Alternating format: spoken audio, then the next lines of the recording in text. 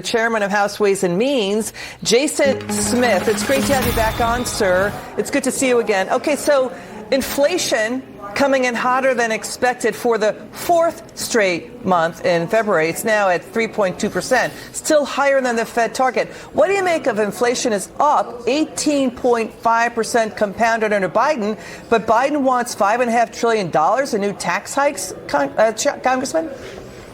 The reason why, Liz, that we have over 18.6% inflation since Joe Biden's taken the oath of office was because of the policies that he was able to accomplish when the Democrats controlled the House, the White House, and the Senate.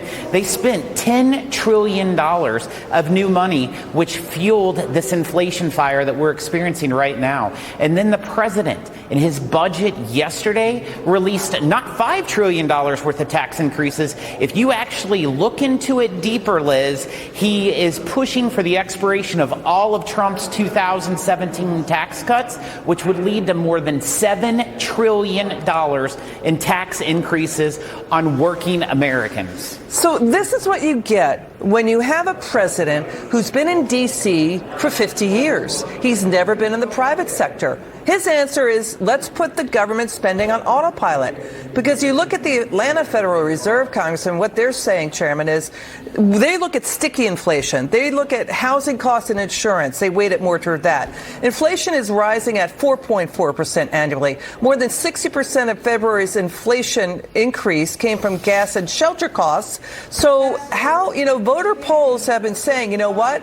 We are hurting. We are in a world of pain. Our cost of living has gone up, Congressman. How do you think voters are going to react to this report? I'll tell you, my focus is Main Street. And when you go talk to individuals in the supermarket, when you talk to people pumping gas, they are barely able to afford to put gas in their cars, food on their table, or clothes on their backs because inflation going up by more than almost 20% since Joe Biden's been in office. So they're struggling just to survive. They're not buying what Biden's trying to sell, that this economy is in a great place. So Biden wants $7 trillion in tax hikes. He's focusing on small bore junk fees, this penny ante stuff. When you're looking at the big picture, Jamie Dimon, CEO of JP Morgan, he's warning a recession's not off the table. He's giving the idea of a soft landing just maybe 30 to 40 odds. He's worried about stagflation. The Fed may not cut rates now because of what's going on.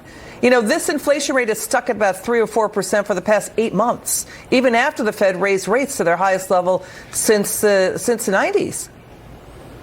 Americans are struggling. Whenever you think about Americans have more than $1.1 trillion in credit card debt. That's the highest ever in history. We see mortgage interest rates, the highest they've been in more than 2 decades. These things are all compounding, and they're affecting everyday Americans. And those are the issues that the president should be focused on. Not junk fees, not how many Snickers are in a wrapped up bar. That's what we need to be focused on, are Main Street issues that really affect Americans. And that's putting food on their table, clothes on their backs, and gasoline in their cars. We know about your background, Chairman. We know that you came from a hard-scrabbled background. You fought to work hard. And when you look at this president, again, he's been in D.C. since the early 70s. All of his answers are big government spending. We saw the Federal Reserve out of Chicago and I think San Francisco basically say, Fed officials are saying, you know what? You threw all that trillions of dollars in hot money into a lockdown economy after pandemic shutdowns. You're going to get fire up inflation. And you did it.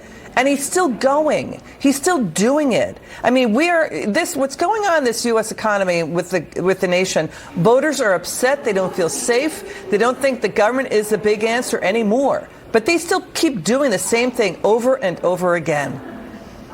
It's ridiculous, Liz.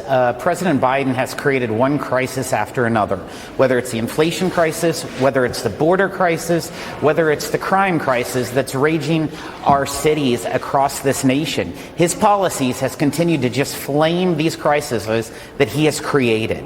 And you know what? You know who's fighting back? Saying we've had it? Minority voters, working class voters, blue collar voters. They have shifted by double-digit points toward the GOP. And toward the independent party. That's what's happening. Chairman Smith, thank you so much for joining us tonight. We're going to stay on these themes.